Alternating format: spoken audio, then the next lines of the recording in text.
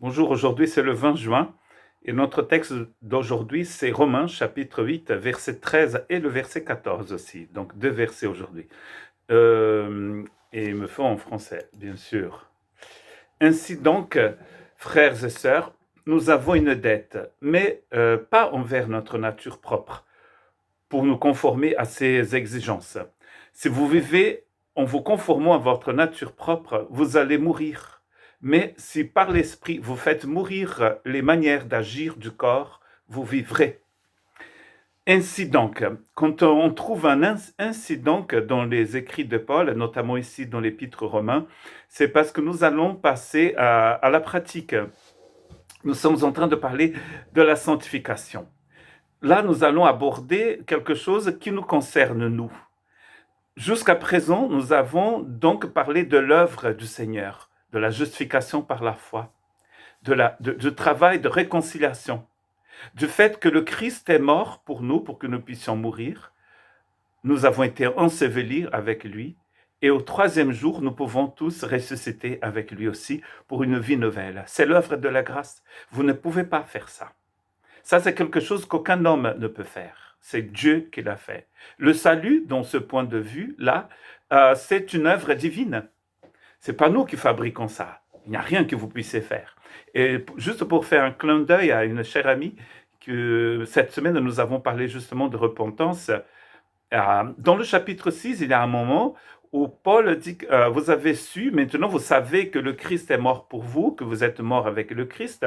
Ensuite, vous avez considéré, vous avez calculé ça dans votre esprit, et ensuite vous devez vous offrir à Dieu. Pour que ça marche, pour que tout ce que Dieu fait, ça marche, il faut que nous puissions ouvrir la porte, nous offrir entièrement au Seigneur. Mais ça, c'est la repentance. Ça, c'est le demi-tour que nous avons fait. Jésus prêche, il annonce l'évangile, certains font un demi-tour et d'autres pas. Pierre, quand il prêche suite à l'événement de la Pentecôte, les gens demandent à Pierre, que devons-nous faire? Et Pierre va leur dire, repentez-vous, faites un demi-tour, convertissez-vous. Bon, si vous avez déjà vécu cette expérience de la conversion, si vous êtes né d'en haut, né de nouveau, maintenant, ce verset 12 et ce verset 13 vous concernent. Paul est en train de dire aux Romains, Dieu a déjà tout fait. Maintenant, vous n'avez plus de dette envers la chair. Il commence souvent comme ça en parlant d'une forme négative d'abord. Vous n'avez pas de dette envers la chair. Et donc, s'il y a une deuxième, une troisième et quatrième conversion, c'est-à-dire un demi-tour, et moi je suis persuadé que tous les jours, après le grand demi-tour, tous les jours, nous devons faire des demi-tours. Par exemple, quand vous demandez pardon à quelqu'un, ou quand vous recevez le pardon, vous êtes en train de faire un demi-tour. Vous dites n'importe quoi, vous criez à votre femme, à votre mari, à vos enfants, vous dites des gros mots, vous cassez une tasse, vous cassez... Bon, il ne faut pas que ça soit quelque chose de la porcelaine de Limoges, mais c'est de chez Ikea, bon, ça va. Mais vous faites n'importe quoi, vous dites une chose qu'il ne fallait pas dire, vous montez dans votre chambre, vous faites un demi-tour dans votre tête, vous descendez, vous vous convertissez et vous demandez pardon aux personnes qui étaient là. Peut-être à votre mari, à votre femme, à votre belle-mère, mais vous demandez pardon. Ça, c'est un demi-tour.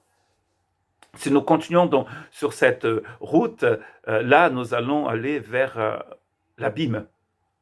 Et là, Paul est en train de dire aux Romains, je vous ai expliqué l'évangile, je vous ai dit qu'il n'y a plus de condamnation pour ceux qui sont en Christ, je vous ai dit que vous n'êtes plus dans la chair, vous êtes dans l'esprit. Donc maintenant, dans votre vie quotidienne, parce qu'on trouve ici un présent continu, dans votre vie de tous les jours, vous n'avez aucune dette envers la chair, envers votre nature propre. Et donc, du coup, vous n'avez pas à vous conformer aux exigences de la chair.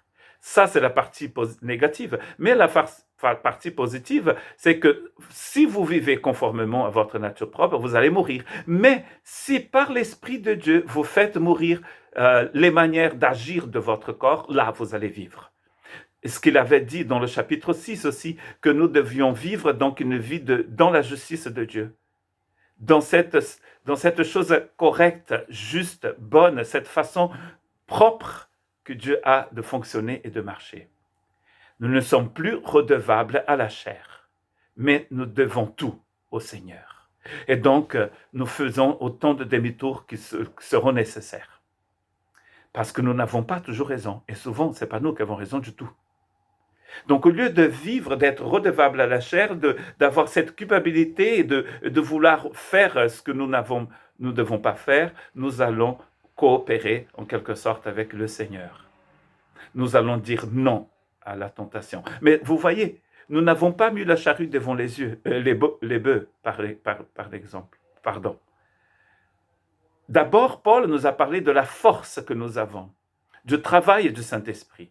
Et maintenant, nous coopérons avec cet Saint-Esprit. Nous n'ouvrons pas la porte à la chair, nous continuons de l'ouvrir au Saint-Esprit. Donc, ma chère amie, mes chers amis, cela, c'est une repentance, c'est un demi-tour que nous faisons. Au lieu d'être redevables au monde et à la chair, nous dépendons entièrement du Saint-Esprit. Et comme je vous ai dit, le verbe utilisé par Paul est dans un présent continu. Donc ça veut dire que c'est tout le temps. C'est comme dans la marche. Vous voyez que dans une marche, vous n'êtes pas à l'arrêt. Vous continuez de marcher. Parfois, vous allez un peu vite, d'autres fois, vous n'allez pas vite du tout. Mais cela n'est pas important. L'important, c'est d'avancer. Donc, s'il vous faut faire de demi-tour tous les jours, faites-le, car vous n'êtes pas redevable à la chair. Vous ne devez rien à la chair, mais vous devez compter avec l'aide du Saint-Esprit pour faire mourir les manières d'agir de votre chair, de votre corps. Et là, du coup, il dit, vous allez vivre. Continuons à vivre avec le Seigneur en faisant tant de demi-tours qu'il nous faut faire. Que Dieu nous bénisse.